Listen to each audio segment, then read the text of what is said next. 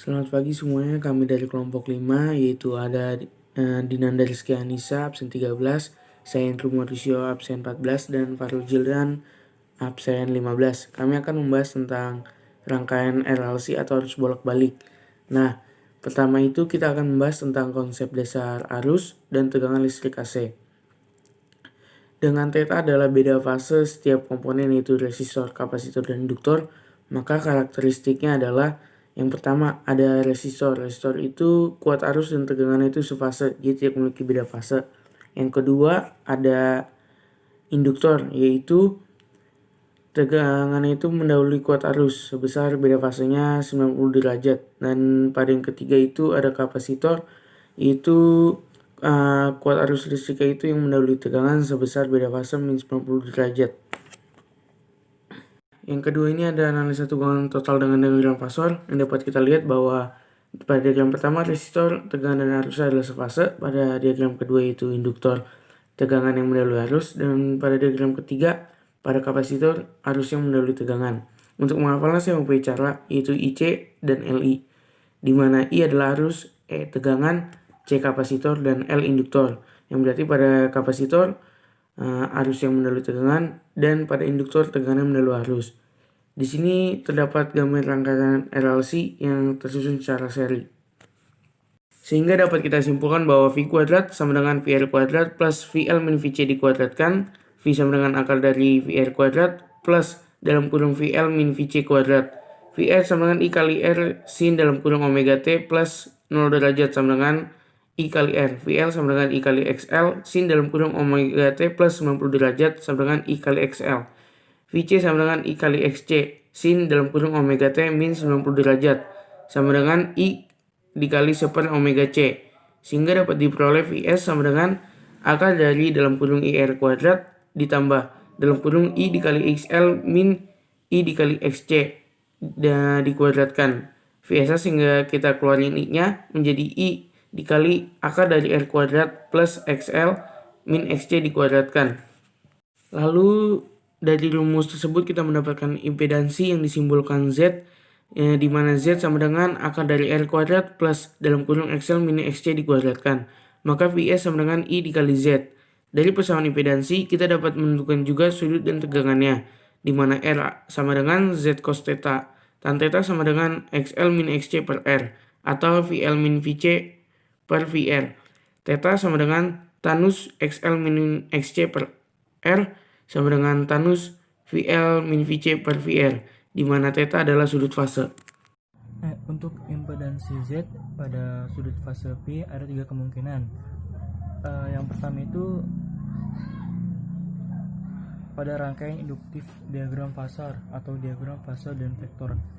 Dengan gambar akan tertera di samping dengan ketentuan XL lebih kecil daripada XC. Pada diagram ini masing-masing R yaitu VR dan XR searah dengan sumbu X positif, dan L masing-masing L yaitu VL dan XL searah dengan sumbu Y positif.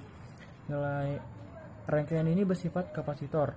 Tegangan tertinggal terhadap arus dengan beda sudut fase tan theta XL min XC per R.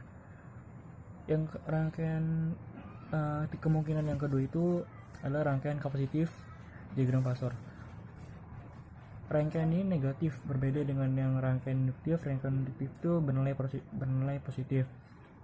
Pada rangkaian ini memiliki syarat XL lebih besar daripada XC. Pada diagram ini VR mengarah pada sumbu X positif dan VC itu mengarah pada sumbu Y negatif. Rangkaian ini bersifat induktor. Tegangan mendahului arus dengan beda sudut fase sebesar tan theta XL min XC per R. Terus kemungkinan yang ketiga itu rangkaian hambatan. Rangkaian hambatan ini tidak memiliki sudut dan dia tidak memiliki vektor juga. Dengan ketentuan XL sama dengan XC. Bila XL sama dengan XC, Z sama dengan R, arus yang mengalir maksimum dan terjadi peristiwa resonansi sebesar F sama dengan 1 per 2 pi, atau persamaannya itu akar 1 per LC.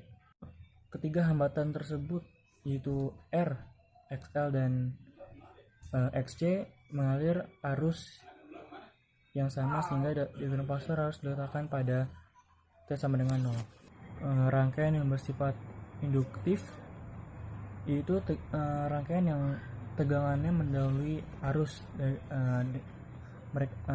Rangkaian ini memiliki nilai 0 lebih kecil atau sama dengan torsi, lebih kecil atau sama dengan pi per 2. Terus yang rangkaian kedua itu yaitu rangkaian yang bersifat kapasitif. Rangkaian ini harus mendahului tegangan dengan nilai yang sama seperti rangkaian tadi, yaitu 0 lebih kecil daripada torsi, lebih kecil daripada pi per 2. Rangkaian besar tegangan jepit dapat dihitung dengan menjumlahkan VR, VL, dan VC. Jadi rumus dasarnya itu Z kuadrat sama dengan VR kuadrat ditambah kurung buka VL min VC kuadrat. Assalamualaikum warahmatullahi wabarakatuh. Jadi saya mau menjelaskan tentang contoh soal yang sudah terdapat dalam PPT.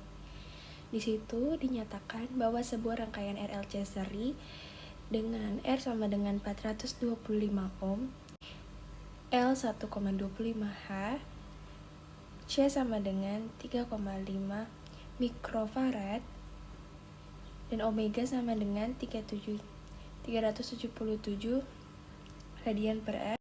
L sama dengan 1,25 H, C sama dengan 3,5 mikrofarad, omega sama dengan 377 radian per sekon, dan delta Vmax sama dengan 150 volt. Lalu begini pertanyaannya, berapakah reaktansi induktif, reaktansi kapasitif, dan impedansi rangkaian? B. Berapakah arus maksimum dari rangkaian? Lalu begini cara menjawabnya. Jadi A X L sama dengan omega L sama dengan 471 ohm, XC sama dengan 1 per omega kali C sama dengan 758 ohm, Z sama dengan akar R kuadrat plus XL min XC kuadrat.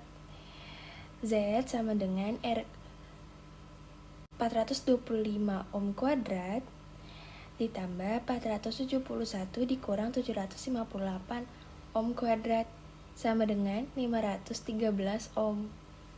Lalu untuk yang B-nya, Imax sama dengan delta Vmax per Z. Jadi sama dengan 150 volt dibagi 513 ohm. Dan hasilnya adalah 0,292 ampere.